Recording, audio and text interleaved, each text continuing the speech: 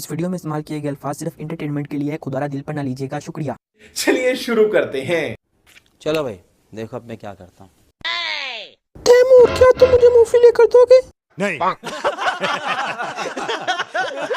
Timur تم مجھے مونگ پھلی نہیں لے کر دے رہے، اس لیے میں یہ گھر چھوڑ کر جا رہی ہوں۔ میں تمہیں مونگ پھلی نہیں لے کر دے رہا، اس لیے یہاں سے چلی جاؤ، نہیں تو میں اپنے آپ کو گولی مار لوں گا۔ چلی جاؤ۔ پلیز ایسے مت کرو، شادی میں دیوانگی ہے، پلیز مت کرو۔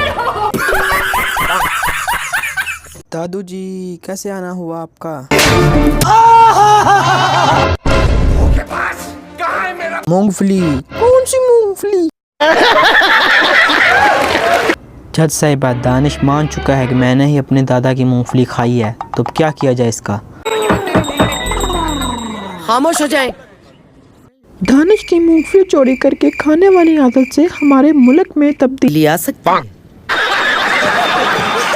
تیجسوی لوگ ہیں ہمارے، کتنے شاندار وچار رکھتے ہیں جی۔ کیسا دیا آپ کو؟ نہیں دیا؟ اچھا اے بڑوے